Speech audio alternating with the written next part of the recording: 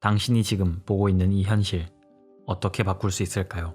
오늘의 책, 존재하는 모든 것은 사라지지 않는다는 현실의 본질과 우리의 의식을 완전히 새롭게 바라보게 합니다. 이 책은 미국의 한 작가가 세스라는 영적 존재와의 채널링을 통해 집필한 작품으로, 이 책의 저자인 제인 로버츠는 1964년 우연히 세스와 접촉한 이후 20년 넘게 여러 정보를 전달받으며 25권의 책을 집필했습니다.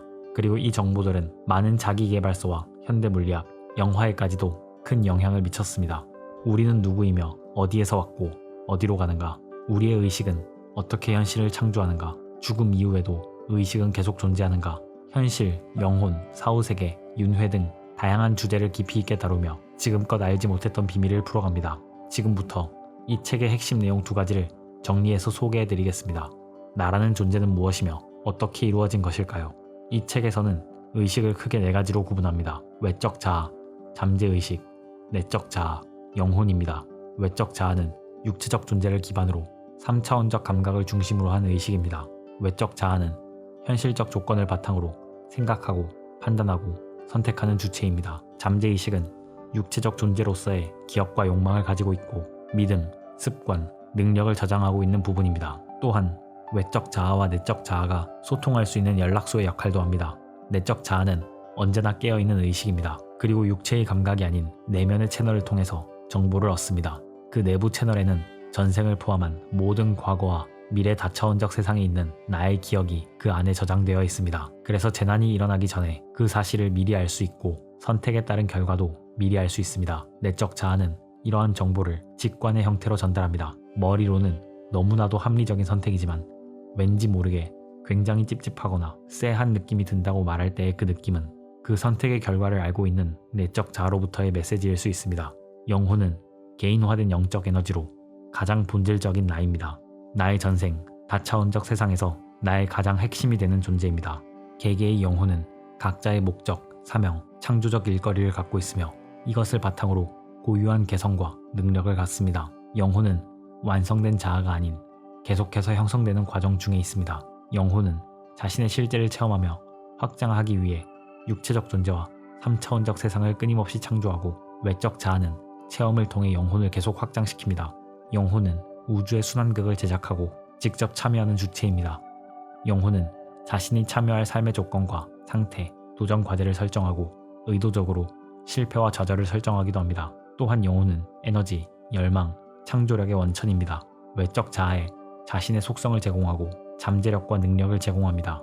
외적 자아는 필요한 경우에 영혼의 직관, 지식, 잠재력을 끌어올 수 있습니다. 이러한 자원은 영혼이 수많은 외적 자아로 체험한 성과로서 가지고 있는 것입니다. 이를 바탕으로 외적 자아는 자신의 세상 속에서 능력을 발휘하며 자신만의 성취를 이루고 고유한 통찰을 얻으며 영혼이 알고 있는 것 이상의 존재가 됩니다. 이를 통해 영혼은 성장해 갑니다.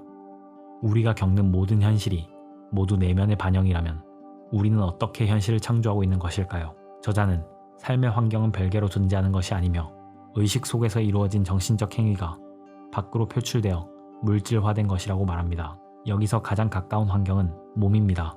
의식의 생각, 감정, 판단이 육체적으로 물질화되어 내면의 물질적 등가물로 주관적 상태를 반영합니다. 만약 내 몸에 불편한 부분이 있다면 그것으로 나타난 내면의 무언가가 있다는 의미입니다. 몸 외에도 내가 삶에서 겪는 여러 가지 조건과 문제들 또한 마찬가지입니다. 이때 창조의 핵심 요소는 생각과 감정입니다. 생각은 언어적 시각적 정보들이고 감정은 주관적 느낌입니다.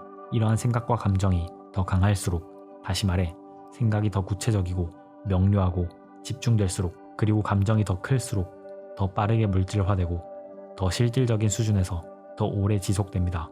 의식의 주관적인 경험은 전자기적 개체로 구체화됩니다.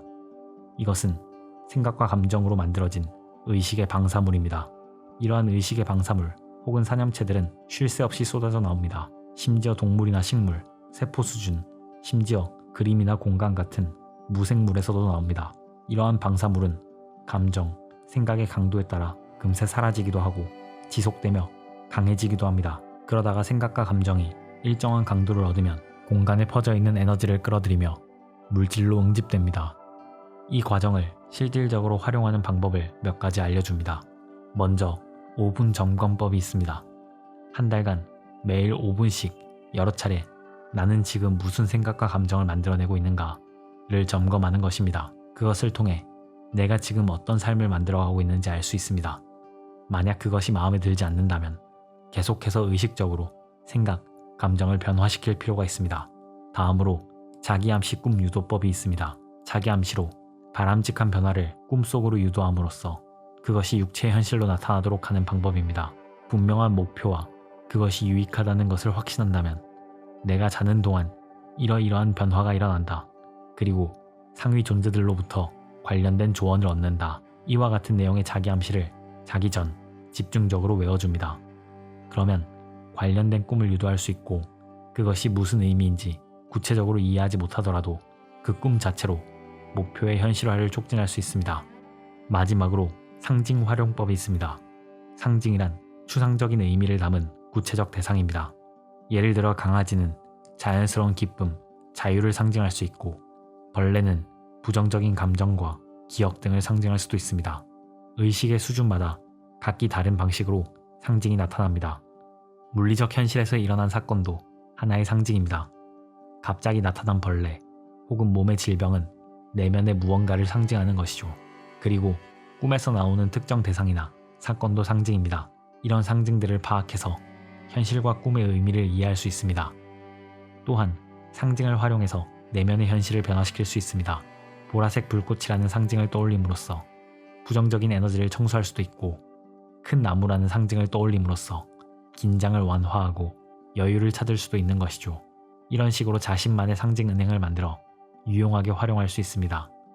특히 꿈에서 만들어진 상징은 굉장히 강한 에너지를 갖고 있어 유용하게 활용할 수 있습니다. 저는 이 책에 대한 이야기를 머니룰로 잘 알려진 힉스 부부의 책에서 처음 접했습니다. 힉스 부부의 책 또한 영적 존재와의 채널링을 통해 쓰여진 책이었는데요. 끌어당김, 창조력 부분에 많이 초점을 맞추고 있고 또 굉장히 쉽게 풀어져 있었습니다. 그래서 이 책 또한 비슷한 느낌이 아닐까 생각했지만 실제로 보니 꽤 어려웠습니다. 아마도 대중적으로 쉽게 단순화해서 전하는 것보다 정확히 전달하려는 목적이 더 큰 것 같았습니다.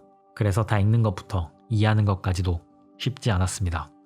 그래서인지 한편으로는 다른 책들에서는 찾을 수 없던 굉장히 흥미롭고 깊은 내용이 많이 담겨 있었습니다. 덕분에 오랫동안 품고 있던 의문들을 많이 해소할 수 있었습니다. 쉽고 단순하게 이해하기를 원하거나 실용적 지식을 원하는 분께는 조금 부담스러울 수 있지만 깊은 이해를 얻고자 하는 분께 아주 좋은 책이라고 생각합니다. 다양한 의식 상태, 고대 문명, 영혼의 여정 등 이 마인드맵에 미처 다 담지 못한 많은 흥미로운 이야기들은 직접 읽어보시기를 권합니다. 감사합니다.